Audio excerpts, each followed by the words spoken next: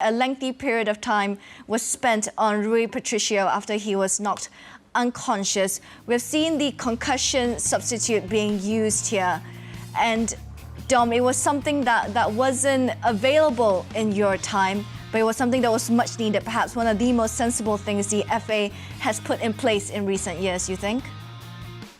Yeah, most definitely. The players' health is the most important thing. Doesn't matter what you're doing. That's the first thing you have to look at. And obviously, it's not even nice to look back at that, isn't it? Because we just wish him and his family all the best, and hopefully he can get through it. It's part of the game, unfortunately, as well.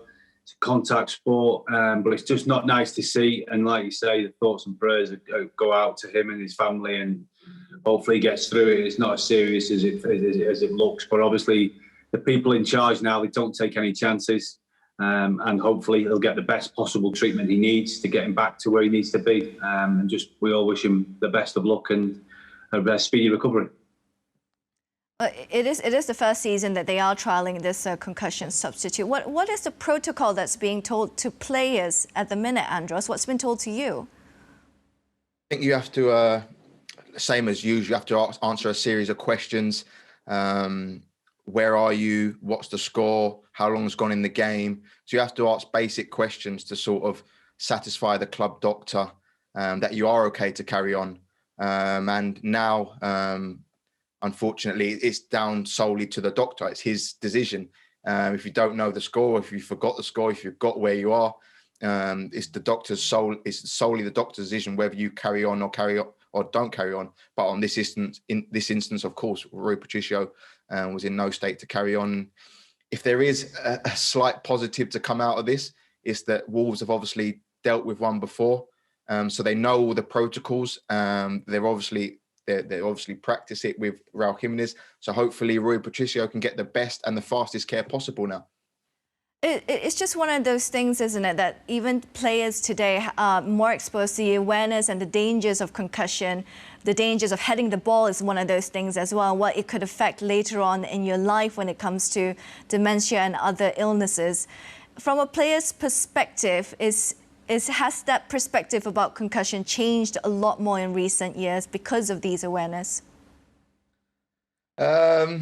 To be honest, I don't think so. You never step onto a field thinking you're going to get concussion, or you never head the ball. As bad as it sounds, you don't head the ball thinking I may have dementia further down in life. So I think there's still a long way to go in terms of getting us players to kind of see the dangers of it. I obviously know firsthand that my ex-teammate and good friend Ryan Mason had to retire from a head injury. So I know how bad it can get, and hopefully for Rui Patricio's case and Raul Jimenez previously, that doesn't end up being the case for them.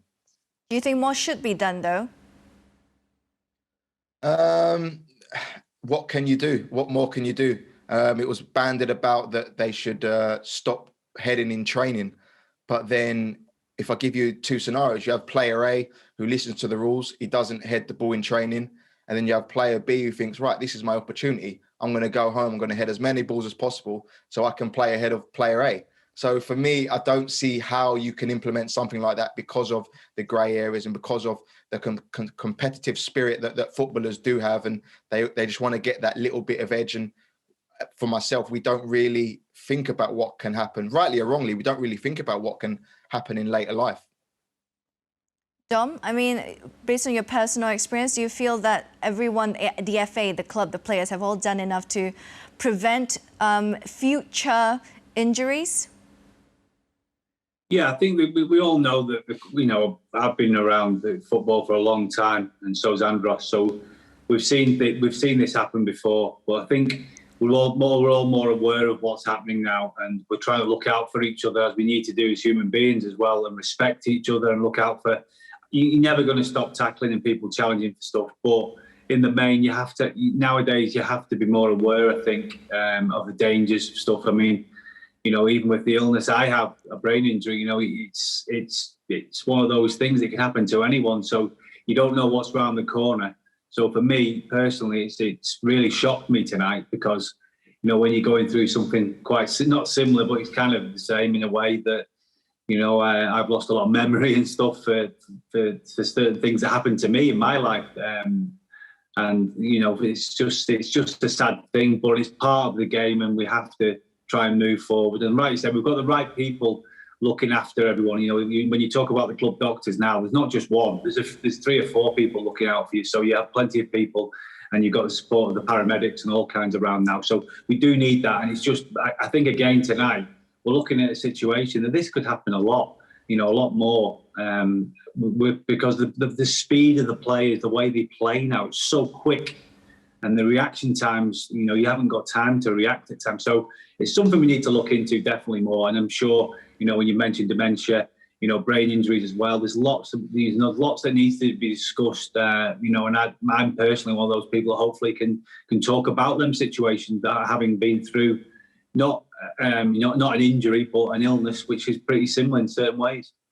And I think as well, this 4th concussion substitute, it had to come in eventually. The Premier League and the FA have done great in getting it in. And I think tonight it worked perfectly. Last 5-10 minutes of the game, keeper goes down injured, 3 subs have been made. If it was a lesser incident, maybe the keeper will be pushing, right, I'm going to come back on, I'm fine. But because you have that concussion sub, that no risk being taken, he's coming off, and then a new keeper comes on. So I think tonight was a perfect example of how to use the 4th concussion substitute. Yeah, and I think I speak on behalf of everyone here in the studio, as well as both of you as well. The first and foremost concern of all of us is that Rui Patricio does get better, and let's hope it's not too serious of a situation. But moving forward, how big of a loss is Rui Patricio, Andros? Yes, of course. He's a top goalkeeper, and we've seen it in the past, the last 2 or 3 years. Since he came to the Premier League, he's been integral in Wolves' success. But as well, I played with Ruddy. He's another top goalkeeper. I played with him, and he's been in the England squad a few times. So he's a good understudy as well. Of course, first and foremost, our thoughts are going with, forget about football, our thoughts are going with Rui Patricio and his health. But there's definitely got a good understudy in John Ruddy, and I'm sure he won't let the side down at all.